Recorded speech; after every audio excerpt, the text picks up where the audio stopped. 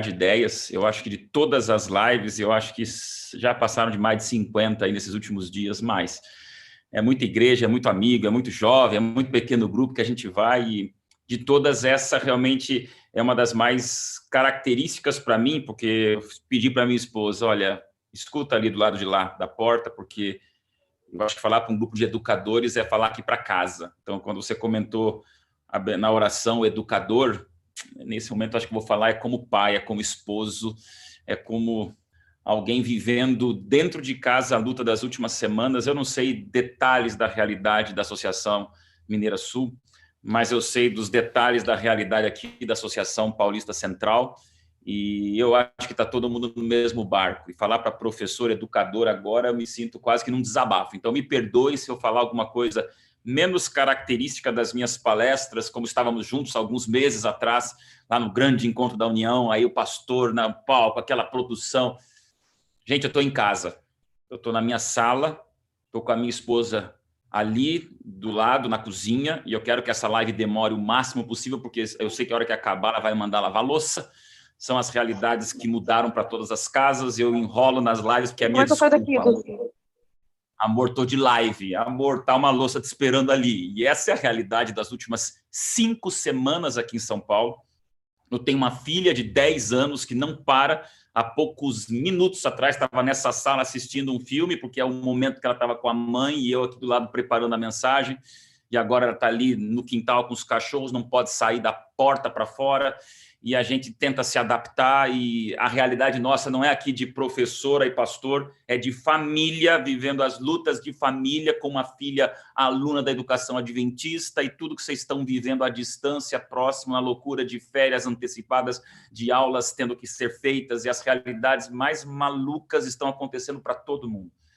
Então, pessoal, estamos chegando aí a 100 conexões. Chegamos a 100 conexões. Eu não sei para quem eu estou falando. Eu sei que são professores, batalhadores, educadores. Eu sempre deixo aqui o formato mosaico. Não estou vendo minha imagem grande. Eu estou vendo todos vocês aqui pequenininhos, porque essa é uma maneira muito incrível da gente desabafar. Me permitam aqui colocar minha tela agora multiplicada para vocês. A gente vai apresentar um pouquinho algumas coisas que, no fundo, acho que não vão ser novidade para todos, mas vão ser desabafos sinceros, né?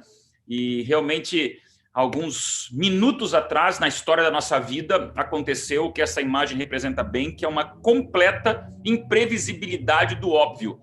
Pensávamos num mundo parando numa terceira guerra mundial que nunca aconteceria, e de repente o que faz o mundo parar é um microscópico vírus que só o Bill Gates, alguns anos atrás, alertou o mundo, e agora o mundo percebe que isso realmente tinha uma força maior do que a ameaça da Coreia do Norte, do Iraque, do Irã, ou de Cuba, ou qualquer outra ameaça bélica no mundo, especialmente Estados Unidos, entre China, Rússia, etc. Olha só que loucura, né? Vocês sabem o que eu estou mostrando para vocês. Isso aqui mexeu com a sala de aula. Dia 15 de fevereiro desse ano, o assunto era esse. Eu estava aqui em São Paulo e essas imagens que viralizaram em escolas, tanto públicas quanto particulares, inclusive adventistas, fez todo mundo se preocupar. Eu que cuido de comunicação, imagine a crise dessas imagens viralizando, o tal do desafio da rasteira, né? Parece que isso aconteceu ano passado, não sei se vocês concordam comigo. Para mim, a minha sensação é que isso aqui está tão antigo, está tão distante, parece que ficou tão longe e, no fundo, ainda não chegou a 2 meses diretamente falando, e parece que passou tanta água embaixo da ponte, porque realmente nós vivemos essa realidade, tudo se distanciou. Falei para vocês, lá no Encontro da União, e só queria relembrar, né? A igreja do futuro é o futuro da igreja, as novas gerações. Onde é que elas estarão quando nós não mais estivermos? Isso sim me faz pensar que, do desafio da rasteira para um abraço do Dr. Drauzio num pedófilo transexual numa prisão, tudo isso é nas notícias recentes, de pouco mais de 1 mês, 2 meses atrás. E aí, professores, nesse nosso balaio juntos de qual é o futuro da igreja, das novas gerações, da educação de um ano 2020 que era para ter uma Olimpíada no meio, e a gente pensando em tudo que seria para a sala de aula, para os meus sermões, para as apresentações, é um ano com muita atividade, é um ano com conferência geral, é um ano com atividades na igreja mundial, é um ano com atividades no planeta esportivo, é um ano com muita novidade para a gente falar. De repente, gente, para tudo. E aqui eu estou com vocês. 5ª semana juntos, vou para o 6º final de semana sem ter uma igreja para olhar um púlpito e ver o povo, Estou falando para, acho que muito mais gente do que os púlpitos das igrejas, mas não adianta que a Covid-19 veio e puxou o tapete de todos nós. Coisas recentes parecem ter ficado muito mais para trás, e nós estamos vivendo todo dia o que a CNN mostra, o UOL mostra, a Globo mostra, e cada dia uma notícia nova, e a gente vive, parece que a cada 72 horas, um outro universo, e você, professor, nesse universo junto comigo. Essa é a imagem que voltou a ser parte, na verdade voltou não, nunca vivi isso, né? Desde a Segunda Guerra Mundial não parava assim, e nunca tivemos uma crise tão grande de saúde pública, mas essa é a realidade que veio atravessar os nossos hábitos de convívio. Tudo começou nessa cidade chinesa, Guam, já não está mais essa imagem, mas o epicentro original, uma cidade universitária, onde todo mundo ali viajava para o mundo, uma cidade totalmente jovem, e ali em janeiro começam os primeiros indícios, ninguém dá muita atenção, ninguém pensa na possibilidade dramática do que ia acontecer, e aí as imagens falam por si. Milão, Itália já passou o seu momento gravíssimo, mas parou o mundo quando vimos esses patrimônios da humanidade que estão lá num dos países mais turísticos do planeta, um isolamento total. Meca, com todo o seu império para os bilhões de muçulmanos que temos no mundo, e um lugar onde ajuntava 500 mil de pessoas, como na foto menor, você vê imagens recentes de como está Meca. Esse é o maior cruzamento do planeta, que fica em Shibuya, um bairro lá em Tóquio. Eu estive pessoalmente lá alguns anos atrás, e lá tem uma estátua daquele cachorro, a Akita, que inclusive nós temos aqui, que é um cachorro fiel, e esse é um ponto turístico de Tóquio, onde milhares de pessoas passam a cada minuto nesse cruzamento, e aqui as imagens mais recentes, de algumas horas atrás, como está esse cruzamento, sem contar com Nova York, Times Square, não preciso falar muito aos professores, e uma Páscoa vazia, solitária, onde a Igreja Católica e todo o império religioso do planeta tem que se reinventar e a gente entender para onde vai, o que acontece. Não vou aqui entrar em aspectos filosóficos e teológicos, jamais, mas essa imagem, ela me faz pensar quando imaginaríamos uma cena tão solitária como essa.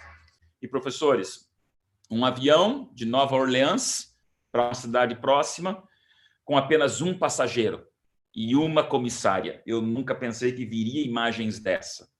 E você vê pelo desolamento da comissária, um planeta onde 80% da malha aérea do mundo está no chão e voos internos completamente rarefeitos. Pense nos bilhões de dólares que isso significa.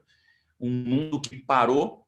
Pastor, cadê o passageiro nessa foto? Está tirando a foto, porque é só ele e a comissária e o comandante trancado lá dentro.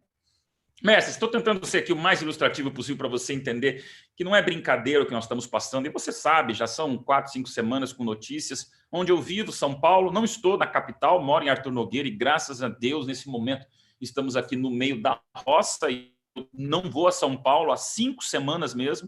A capital está vazia, não tão vazia quanto deveria, mas você vê o contraste de uma rua chamada 25 de Março, super popular de São Paulo, e agora, um mês depois, como ela ficou, e essas duas gerações se conflitam nesse momento, chamando a nossa atenção.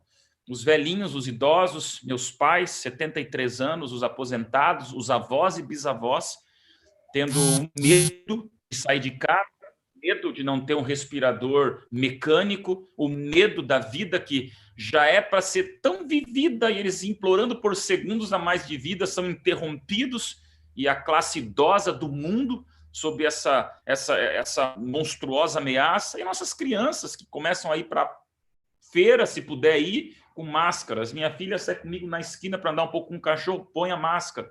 Então, é uma cena muito estranha, meus amigos professores. A gente tem que refletir isso. Eu não vim aqui para dar uma aula acadêmica para vocês. Eu vim como pastor. Me convidaram como pastor, como pai, como amigo de vocês, para esse desabafo, onde acabei, nesses últimos 10 minutos antes da nossa mensagem, entrar nesse site oficial mundial, que tem as notícias mais recentes, e o departamento do Hospital John Hopkins, nos Estados Unidos, agora, há poucos, 12h31, como eu recebi a atualização dele ali, nós tínhamos isso estava no site deles, 2.600.000 pessoas infectadas, já se aproximando de 200 mil mortos em alguns poucos dias.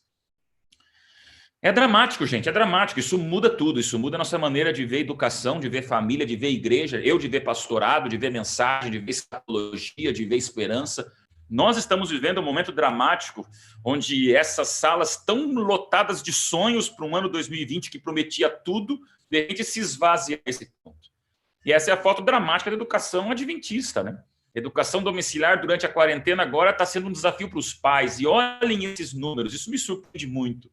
Até 25 de março, segundo a Unesco, 165 países já tinham fechado as suas escolas por causa da pandemia, interrompendo as aulas presenciais de 1,5 bilhão de estudantes no mundo e alterando a rotina de 63 milhões de professores de educação básica.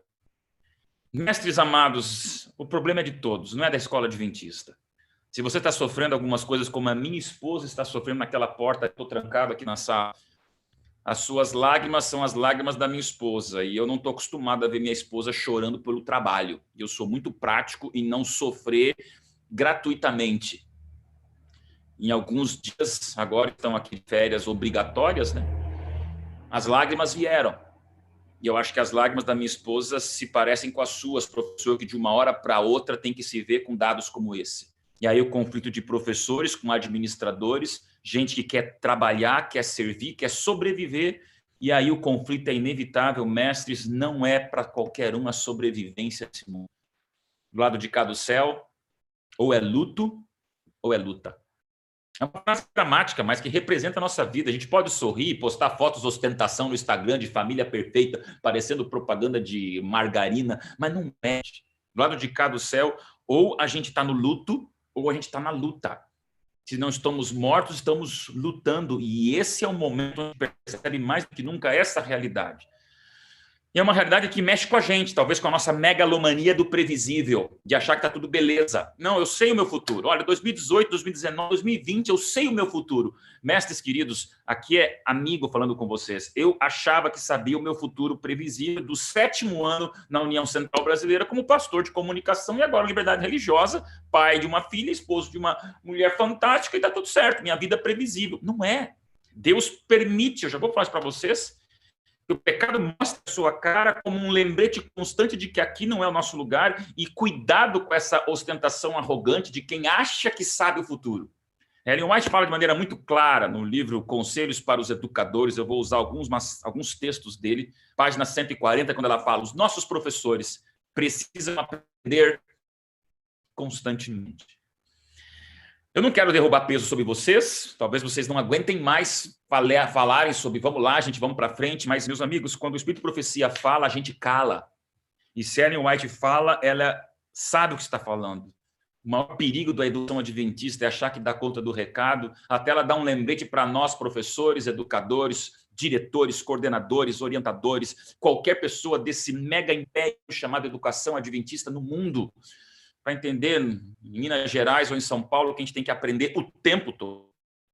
Crises revelam do que nós somos feitos, né? Mestres, crises revelam se você é feito de palha. Primeiro grupo. O grupo de palha é aquele grupo de críticos, aquele grupo de azedos, aquele grupo que preferem pôr água no barco do que remar, preferem furar o casco do que ajudar a sair da tempestade. Eu tenho medo porque as crises revelam gente bizarra, que às vezes você vê que não tem tenacidade nenhuma para nenhum problema maior. Crises revelam as gerações que nos envolvem. Gente de palha como esse youtuber aqui, que foi ator da Globo, fundou um canal no YouTube onde ele mostrava vídeos onde ele dirigia um Mercedes a mais de 200 km por hora. Um guri.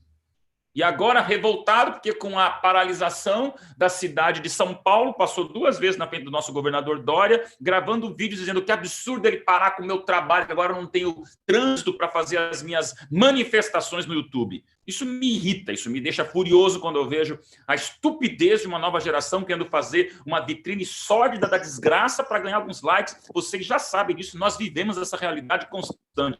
Gente de palha. Mas eu gosto de pensar em outro grupo, e é esse o grupo que eu quero me dirigir essa tarde com vocês. Amigos, esse é o grupo que é feito de titânio.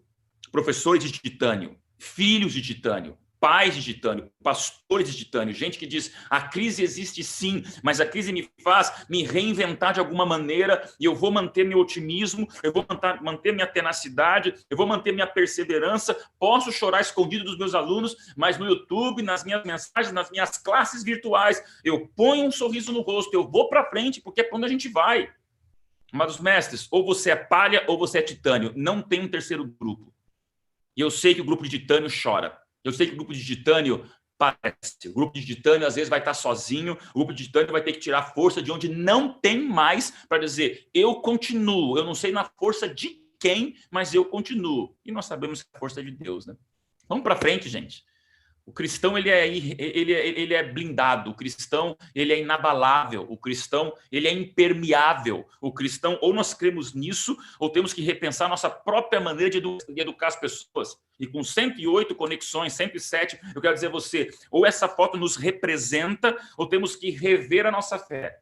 Não é falta de fé chorar, não é falta de fé lutar, não é falta de fé você viver tua caverna, não é falta de fé você ter suas lutas pessoais, às vezes não conseguir ser compreendido pelo seu líder, muito menos pelos seus alunos, não é falta de fé essas lutas, é falta de fé a gente achar que Deus não dá conta. Eu queria desafiar você, Isaías 6,8, texto conhecido quando Deus pergunta, quem nós vamos enviar por nós? Isaías diz, me envia para a quebrada, me envia para o momento que vivemos, me envia para o desafio que nós temos. Eu não sei de onde condições, eu não sei como eu vou sobreviver, mas me envia, porque Deus precisa de um grupo, e se Ele chama um grupo, esse grupo que se oferece como Isaías é o grupo que é tenazmente provado, mas altamente abençoado. Eu não posso dizer outra coisa para você, professor, a não ser que se você disser, Deus, me envia a mim, é Deus que pergunta, quem é por mim?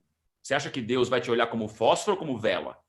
Fósforo está cheio de fogos de artifício no céu. Gente que promete um monte em 24 horas morre, padece. Ou você é vela com mais substância, com mais longanimidade, com mais perseverança, aguentando um pouco mais essa quinta semana que nós vamos, né? Olha só o que a Ellen White fala, gente. Eu queria animar vocês. Deus só oferece oportunidades. Agora, o êxito depende do uso que nós fazemos delas. Eu amo esse texto, está em letras maiúsculas nas minhas apresentações, porque no momento de crise como essa, eu sei que tem diretor tendo que fechar contas, tesoureiro tendo que ver mensalidade, departamental sentindo o peso de uma estrutura nos ombros, professor que também se sente incompreendido porque tem que virar um YouTube de repente, alunos que estão lá, sabe lá fazendo o quê, e toda essa situação é complexa para a educação, mas eu quero dizer para você que o poder de Deus e o Espírito de profecia não é masoquismo divino. Deus só nos dá oportunidades. Oportunidades do quê, pastor? Quase 200 mil mortos, está dizendo que é oportunidade? Gente, o pecado não é oportunidade nenhuma. Mas a despeito do pecado, Deus nos dá oportunidades e a vitória e o êxito depende do que nós fazemos neste momento. Vou falar como pastor agora. Deus não fechou as igrejas. Essa expressão lockdown está permeando o mundo. Deus não fechou as escolas. Deus não fechou as nossas clínicas. Deus não fechou nossos hospitais. E de maneira física, as igrejas não estão fechadas, apesar de que em São Paulo são 2.500 congregações que vão para o sexto final de semana fechadas. Eu sei que o mundo varia, o Brasil pode variar, em Minas talvez seja uma outra realidade, não sei, me perdoem. Mas eu digo aqui com todas as forças, meus irmãos, se nós acharmos que escola, educação, igreja e mensagem dependem de prédios, de janelas de alumínio, de vidro ou chão de piso, nós estamos apequenando o poder de Deus que começou na Bíblia. As escolas não fecharam, as igrejas não fecharam. Quando eu falo escolas, a nossa escola é muito mais do que uma porta aberta e alunos matriculados. A nossa escola, ela é uma educação que ultrapassa paredes para chegar na alma das pessoas. Eu me lembro que eu falei para vocês lá, 1 ano e meio atrás. Se nós acharmos que escola é passar conteúdo, nós estamos competindo com o YouTube, que vai ter professores melhores do que nós. E agora estamos entendendo que esse momento corpo a corpo, onde você mantém digitalmente um contato com o seu aluno, é tão importante que ele se sente pessoalmente atendido por você. A escola não fechou, a igreja não fechou. Tenho pastores que estão fazendo todo dia no WhatsApp um encontro com seus irmãos. Eu falo, isso é rebanho. Não é o ideal, claro que não. Não é o ideal você fazer um batismo na banheira da casa de alguém. Não é o ideal você fazer uma Santa Ceia através de uma mensagem digital. Não é o ideal eu conversar com pessoas através de redes sociais. Mas é um momento especial que demanda ações especiais e pessoas especiais. E por isso, meus queridos professores, Atos 2 deveria ser o momento de nós lembrarmos da nossa verdadeira educação. Quando em Atos 2 a comunicação existe para encurtar distâncias. Comunicação, o veículo de comunicação não é nem mal, ele é apenas um veículo, e quem usa esse veículo que faz o que quer dele. E aí tem a desgraça da internet e a bênção da internet. Existe a desgraça de uma educação superficial, e existe a bênção de uma educação eterna. Atos 2, quando mostra que os discípulos iletrados receberam línguas de fogo para falar outros idiomas, mostra claramente como Deus, em situações especiais, nos dá ferramentas especiais e extraordinárias para continuar a missão. Pedro, um pescador falando francês, italiano e alemão. Tomé, um incrédulo doido lá, de repente falando, sei lá, mandarim, chinês e o japonês. Deus percebeu que naquele momento precisava abençoar de maneira extraordinária pescadores que falavam nós, para eles serem os maiores educadores do evangelho. Deus capacita, gente.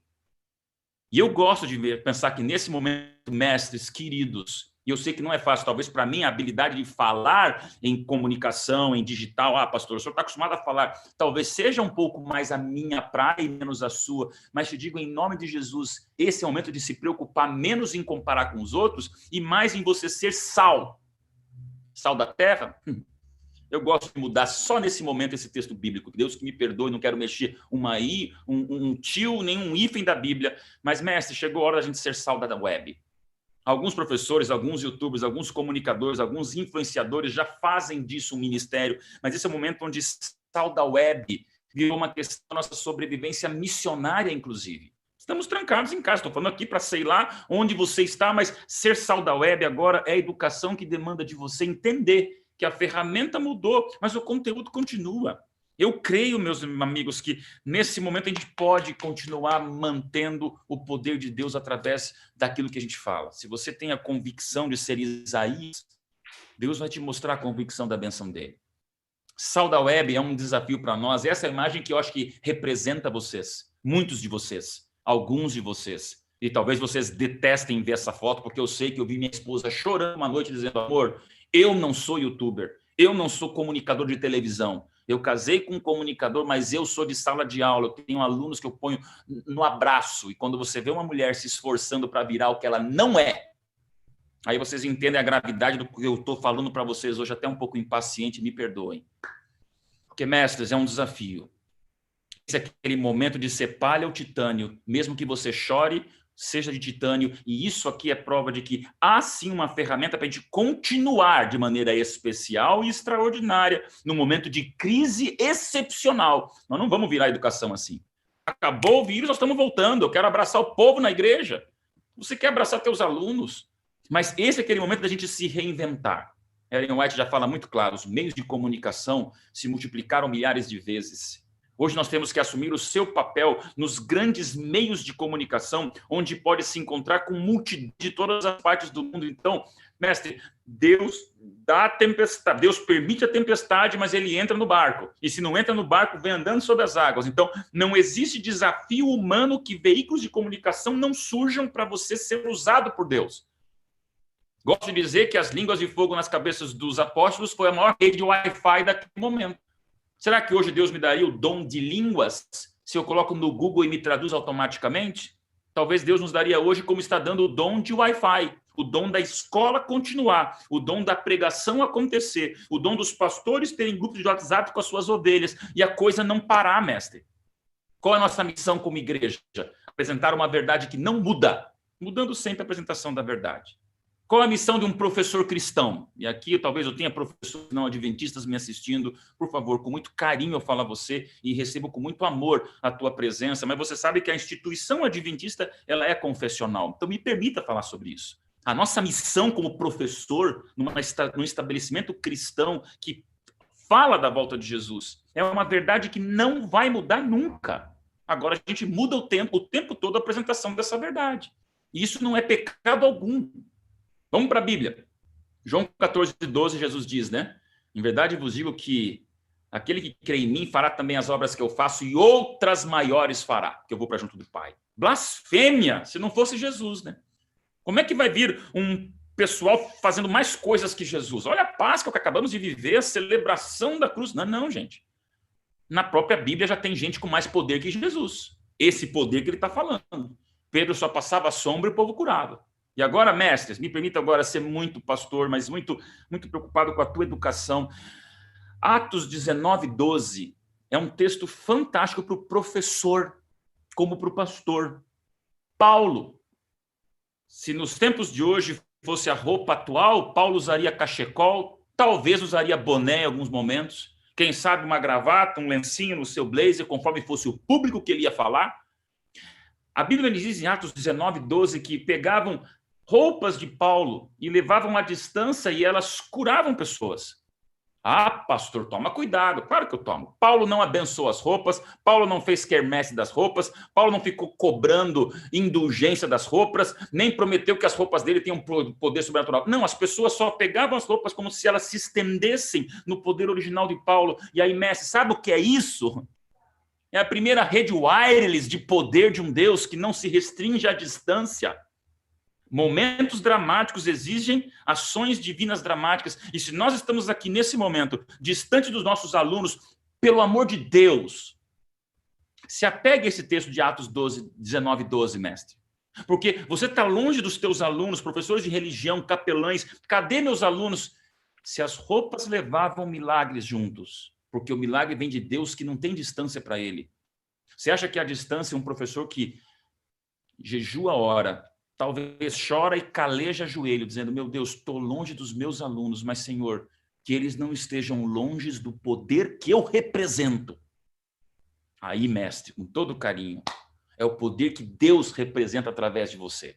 Eu tenho certeza que nós estamos vivendo essa revolução. Vivi esse momento aqui algum tempo atrás. Estava fazendo uma live e uma enfermeira de algum canto do Brasil me mandou essa foto pelo meu direct message do Stories, ali no Instagram. Pastor, o senhor falou às 11h30 da noite. Eu gosto dos horários noturnos para falar para os jovens, que a galera está até 1 da manhã acordada, né? E era bem tarde, mais de 11 da noite, uma live. E ela falou, pastor, estou no hospital lidando cara a cara com a Covid-19. Isso aqui, pastor, é o inferno. Isso aqui eu estou vivendo a morte a cada segundo. E eu saí para refrescar a mente por 1 hora aqui no meu off, né, de momentâneo, que eu estou de plantão. E eu recebi o teu link, acabei de ver essa live, pastor. Volto mais animada para enfrentar a morte cara a cara de novo. Quando eu vi isso aqui, eu me emocionei, mestre, porque eu falei, como é que pode você, à distância, poder mandar um cachecol de poder para alguém como Paulo? Isso é poder de Deus, não sou eu e nem você. Mas olha como a gente vive momentos dramáticos. Nós estamos vendo pessoas tomando decisão pelo WhatsApp. Isso eu nunca vi, eu quero fazer apelo e ver o povo na frente. Mas se você não tem esse momento, Deus transforma sempre a crise numa oportunidade. E tem gente dizendo pelo WhatsApp, eu quero me batizar sim. Eu vivo isso. Aqui são imagens recentes, né? Só para vocês entenderem o universo um pouco mais pastoral, né? Não vou discutir aqui a filosofia da coisa, porque algumas pessoas não levam a sério, isso banaliza a seriedade. Mas, gente, quando você faz com seriedade, serenidade, profundidade, e você ora por isso, Deus vai abençoar, nem que seja um batismo na frente da casa de alguém numa caixa d'água, nem que seja como ali à direita, embaixo, uma Santa Ceia, um pastor que teve que fazer momentaneamente com 87 famílias, cada uma recebeu o seu kit, cada uma recebeu o programa, cada uma estava online, naquele momento o pastor sozinho na igreja dizendo, meus irmãos, isso não é normal, mas é anormal que a gente faz uma coisa espiritual com Deus. Todos os pastores da União Central se reuniu num Zoom, eu sei que outras uniões estão fazendo isso. Minha filha recebeu ali um recado do pastor Dolci, diretamente no clube de desbravadores dela, gente fazendo classe bíblica por Zoom, classe bíblica por WhatsApp, orando para os carros que passam e nem encostam. Um outro que não está aqui, mandaram na casa das pessoas as cestas básicas. Então você vê quanta coisa acontecendo. Oportunidades de estarmos em família, fazermos encontros familiares, nos vestimos aqui com roupas bíblicas, judias e muçulmanas, enfim, a gente fez uma Páscoa diferente. Só que é um texto legal, um meme para a gente pensar, né? O diabo fala para Deus, como o Covid-19, eu fechei suas igrejas. Aí Deus responde, ao contrário, eu abri uma em cada casa. Eu quero adaptar isso para as escolas. Você acha que Satanás fechou a escola adventista? ou está ajudando cada professor a se reinventar para estar dentro de cada casa, mais do que nunca a presença da educação adventista, porque os pais viraram professores, os pais estão valorizando muito mais os professores. Eu vejo pais desabafando, dizendo, socorro, professores, eu não sabia o que era isso. É um momento de reinvenção para todo mundo. E aí são as imagens que mais têm a ver com vocês, mestres. Não é fácil. Eu amo essa imagem à esquerda aqui embaixo, que é um aluno com o nosso uniforme, antigo, né, mas uniforme da escola adventista. Está todo mundo se reinventando, está todo professor se fazendo, está todo mundo tendo que abrir mão daquela sua previsibilidade. Mestres, não está fácil. Eu não quero que você entenda que eu estou falando aqui, pastor, não sei. Eu vou repetir várias vezes nessa mensagem. Eu sei a luta. E nem todas as lágrimas eu consegui enxugar, a não ser para o meu quarto orar, porque dizendo, Senhor, está difícil para todo mundo. Mas talvez para o professor, dentro de uma sala de aula que agora tem que manter tudo que tem que ser mantido, não está fácil, sem dúvida.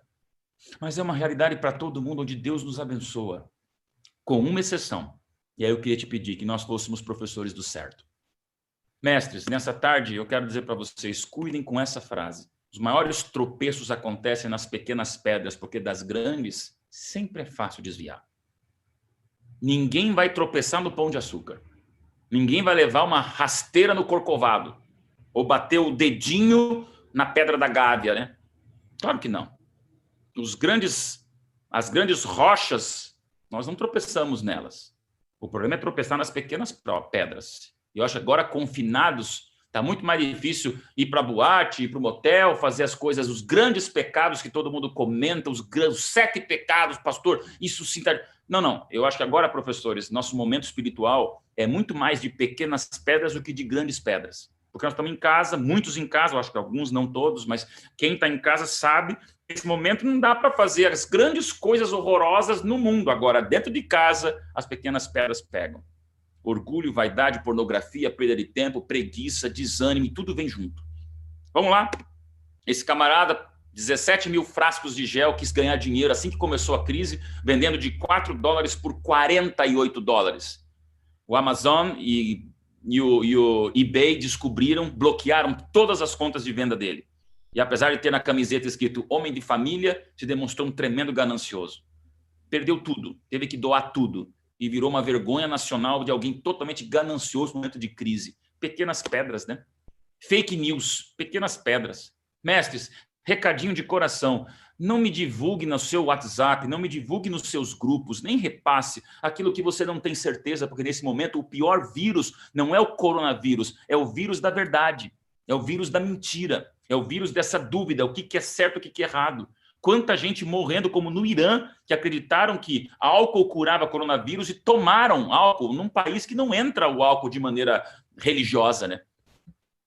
Fake news é uma desgraça. Então, mestre, por favor, nesses últimos dias, vai voltar a abrir, lá já abriu, já flexibilizaram, já descobriram a vacina aconteceu, o pastor está aqui. Gente, cuidado, fake news se resolve rapidamente. Antes de ontem, num grupo me disseram, aí, presidente da Coreia do Norte lá morreu. Tinha até uma matéria. Era só checar.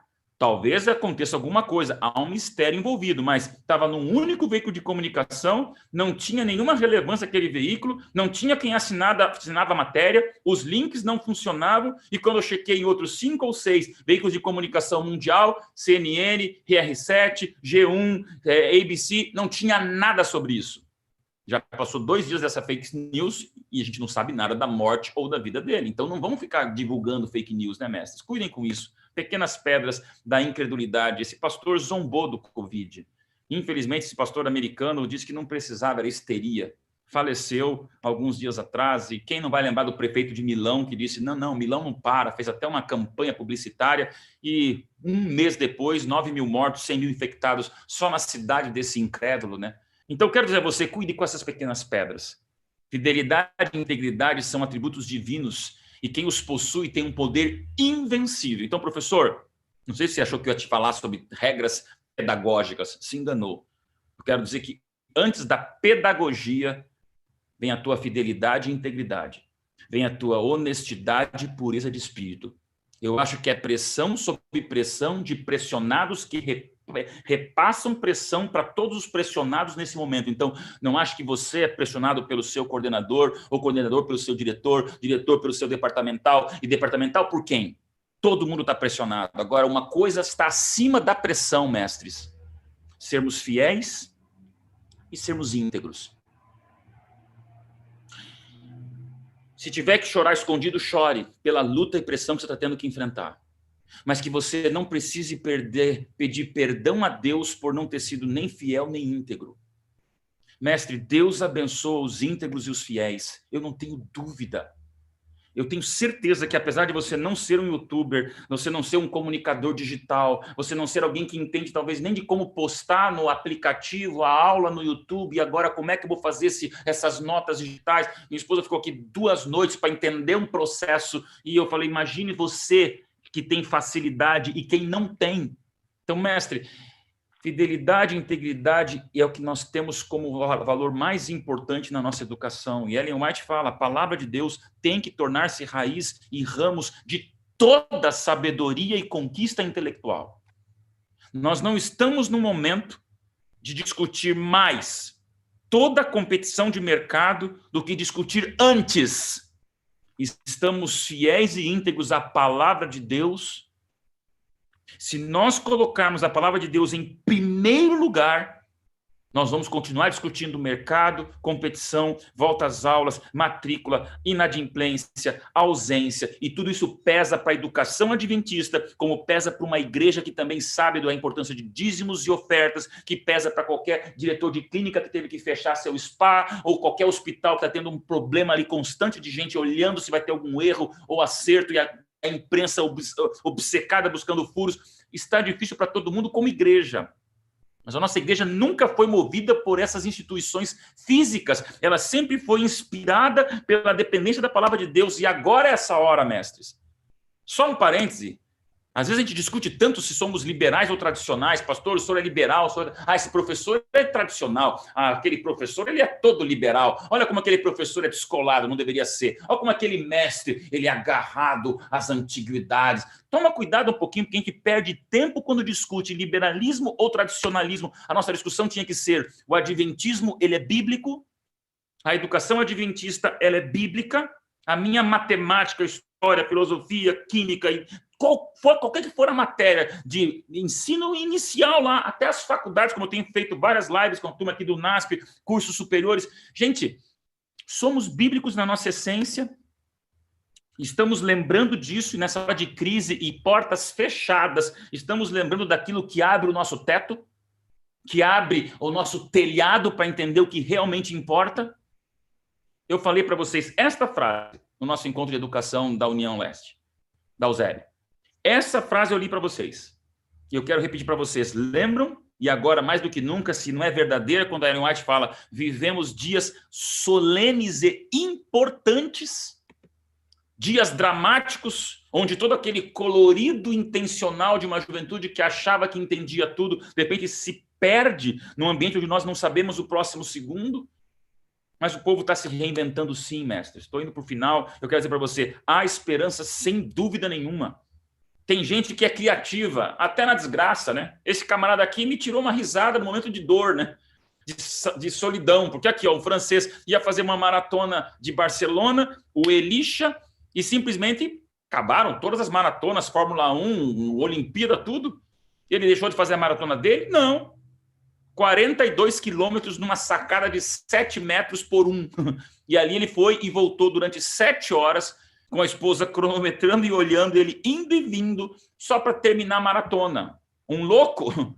Ou, na verdade, um alternativo que entendeu, quer saber? Eu vou fazer do limão a nossa limonada. E maratoneou a sua sacada, mestre. Vamos para uma coisa um pouquinho mais profunda? Essa imagem deveria nos arrepiar de corpo e alma. Isso aconteceu na primeira semana do confinamento, já estamos indo para a quinta. E essa imagem ainda me emociona quando eu vejo e penso em quantas coisas nós perdemos tempo. 2 pessoas completamente antagônicas na sua fé, na sua religião. Vamos trazer para a realidade do ensino 2 educadores completamente opostos em tudo aquilo que eles creem e ensinam. O judeu Abraham Mintz e o árabe Zoher Abu Jama. Um momento de oração e adoração, onde ambos dão as costas um para o outro, porque um adora para Meca e o outro faz todas as suas orações judaicas. Os dois entram juntos nessa UTI móvel e os dois trabalham juntos em função de levar pessoas para o hospital ou tentar amenizar a crise do coronavírus em Israel.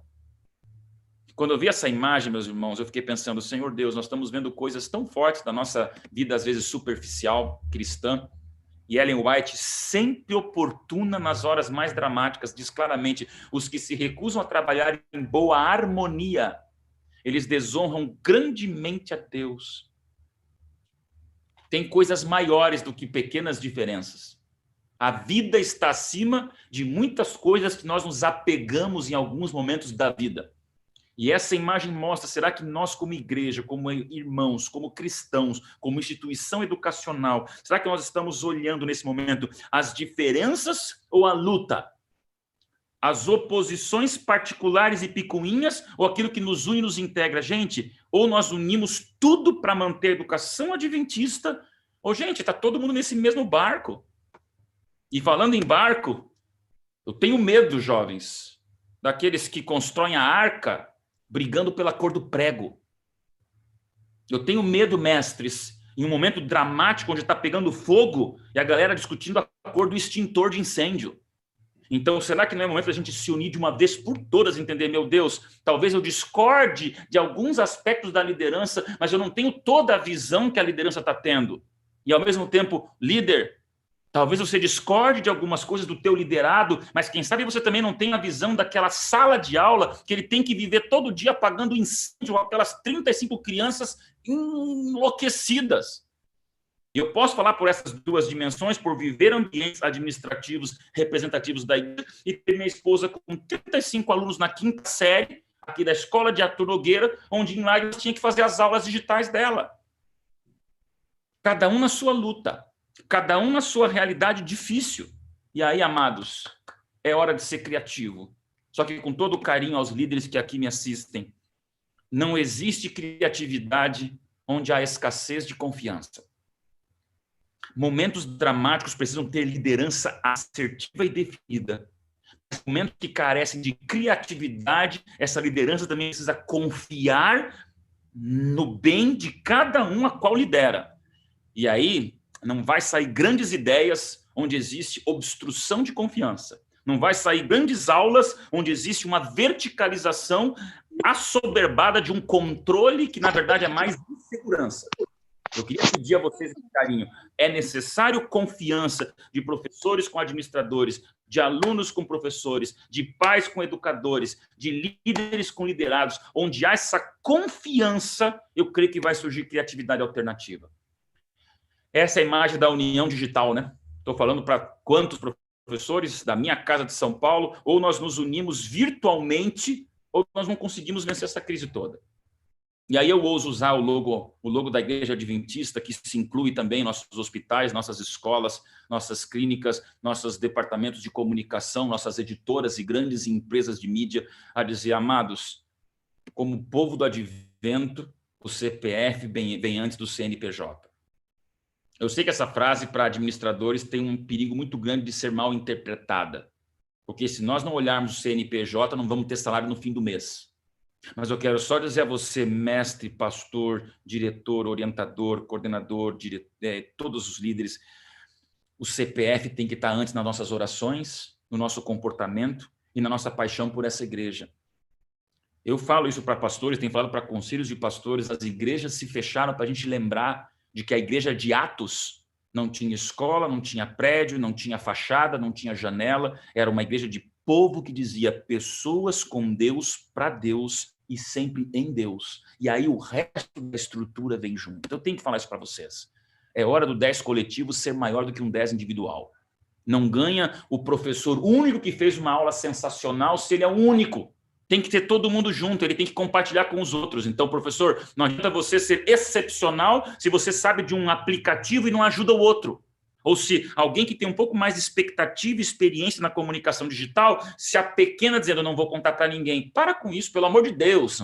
É hora de um 10 coletivo ser muito mais importante que um 10 individual. Ellen White já nos fala que nunca houve uma época em que tão absurdos resultados dependessem de uma geração.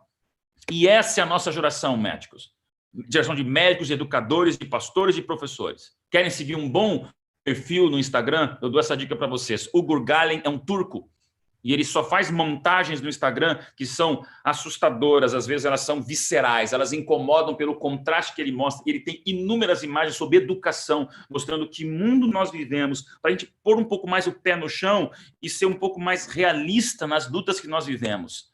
Tem gente alternativa. Meus funcionários foram doar sangue, tem professores fazendo solidariedade, tem pastores se reinventando com o Facebook, fazendo classes, fazendo aulas, fazendo sermões, é o Facebook aproximando igrejas. Nós estamos vivendo muita coisa diferente que essa crise já está mostrando. Nunca mais seremos os mesmos, mas vamos nos virar, que é o pastor de Vila Maria, uma igreja aqui super diferente que temos aqui em São Paulo, e o pastor todo dia está lá, pastor Caio, deixando sua mensagem. Eu falo do pastorado, eu sei que os professores têm as aulas para dar. Se você não olhar só a aula e começar a pensar também nos relacionamentos de vínculo com os pais, com seus alunos, não só para despejo de conteúdo. Vamos pensar. Isso aqui é só para beliscar vocês. Eu não estou lá, eu estou tentando agora. Mas TikTok é uma linguagem da nova geração de uma rede social, como foi o Instagram quando nós estávamos no Facebook. E como foi o Facebook quando estavam no Orkut. E agora está vindo o TikTok, que é a linguagem da adolescência, do juvenil. Eu não sei, professor, e não tenho referências. Mas vou dizer para você, essa é uma rede social que está vindo com tanta força que uma garota de 10 anos como a minha filha, que eu tô, tudo que ela posta, tudo que ela visita, a gente olha com cuidado, mas não dá para dizer não entre. É uma realidade do juvenil. Tá aí, ó. Professor, quem sabe, se ousar entrar no TikTok com algum recado dos alunos, vai fazer história, porque tem pouquíssima coisa de conteúdo mais profundo no TikTok. E daqui a pouco vai ser o Instagram, que hoje é tão sério, tem tanto conteúdo bacana, só para você lembrar que é hora de nos reinventar. Isso aqui eu estava olhando há poucos minutos atrás. Se não houver criatividade e percepção, mestres, as férias também não vão ser fácil.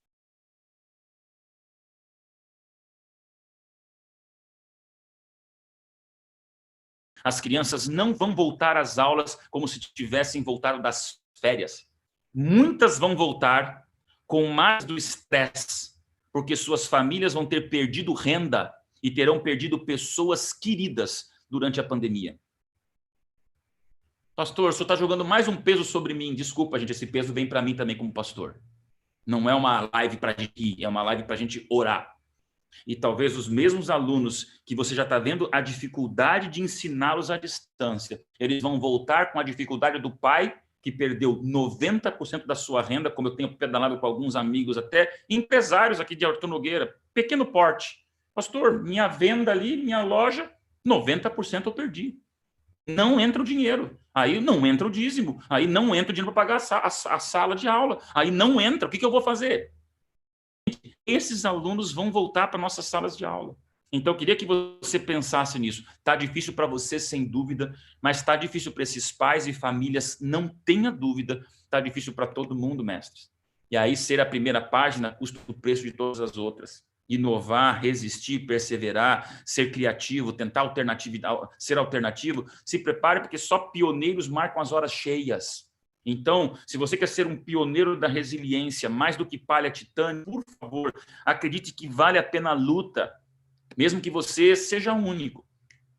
5 tópicos rápidos para você, professor.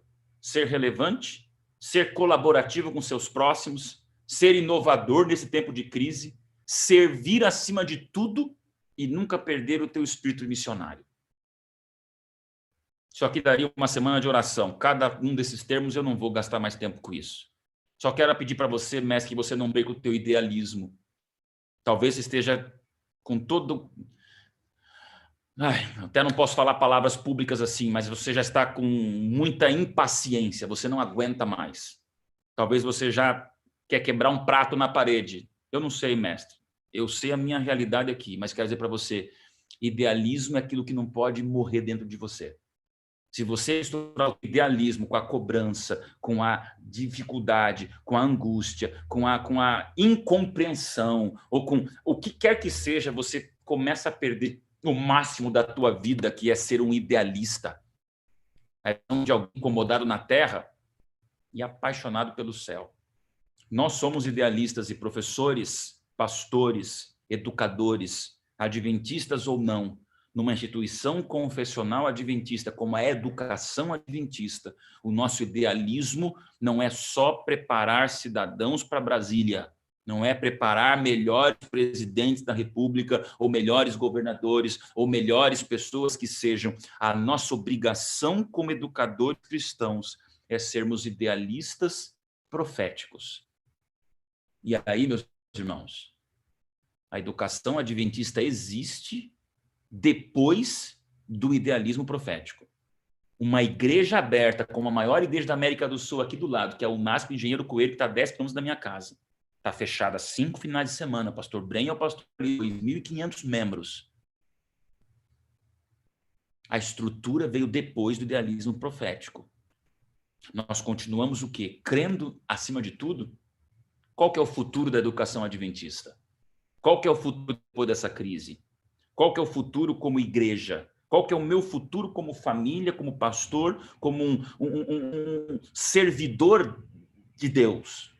Futuro não é um tempo. Futuro não é o mês que vem. Futuro não é a volta das aulas. Futuro não é ano que vem, 2021, que 2020 a gente quer que acabe logo, porque já quase acabou mesmo. Não, futuro não é um espaço no tempo. Futuro não é um ano que vem, nem uns 6 meses depois dessa crise, ou daqui 2 anos, quando finalmente o coronavírus tiver passado, porque vai demorar muito mais os efeitos desse vírus do que a gente imagina, gente. Futuro não é um tempo, mestres da Mineira Sul. Futuro é um lugar. E quando você entender que futuro é um lugar, e é para este lugar que nós vamos, aí você começou a entender qual é a grandiosidade do trabalho que você está fazendo. Futuro não é voltar para a escola. Futuro é ir para o céu. Futuro é a mensagem que nos capacita para pensar que a dimensão terrestre ela é muito pequena em relação ao poder divino do verdadeiro lugar para o qual nós somos feitos, mestre. É o último texto de profecia para deixar com você. Ellen White, como se estivesse aqui falando numa live para você. Pensa a senhora White escrevendo no Zoom, falando diretamente com você, na tua casa, onde quer que você esteja.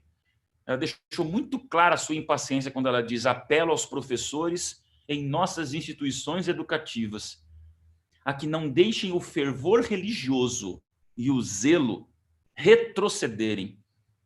Não façam movimentos de recuo, mas seja a vossa senha.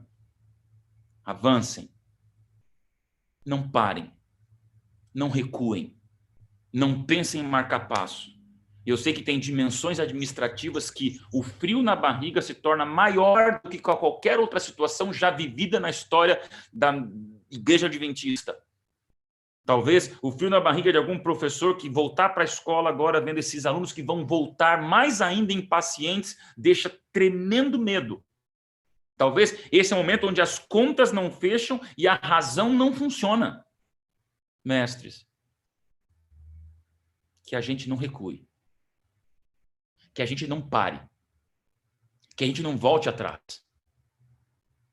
Nunca esqueça que Deus chamou você para fazer um trabalho maravilhoso de professor. Essa é a imagem que nos lembra a razão de nós sermos como professores, educadores, pastores, o que quer que seja. Amado mestre, essa frase é a última que eu mostro para você.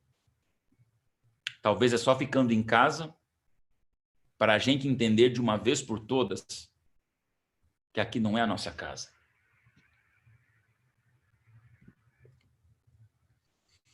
Eu quero terminar falando com você nos teus olhos.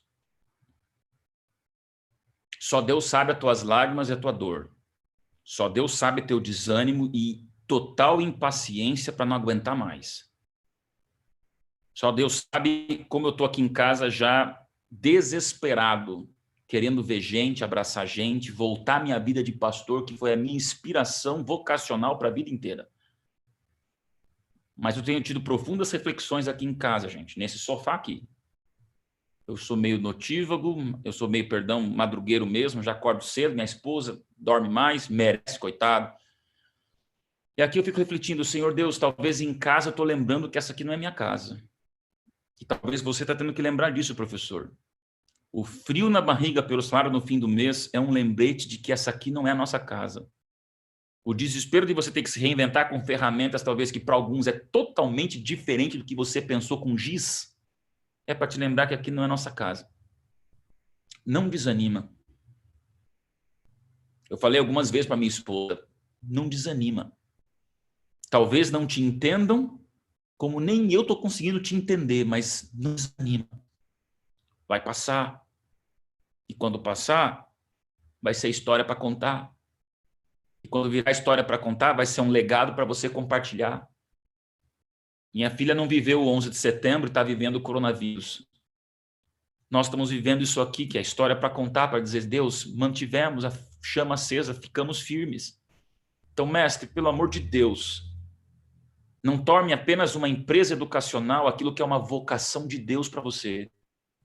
Essa é a hora da educação adventista ser mais do que nunca menos colégio e mais fé, menos sala de aula e mais classe do céu, menos estrutura física e mais esperança na volta de Cristo.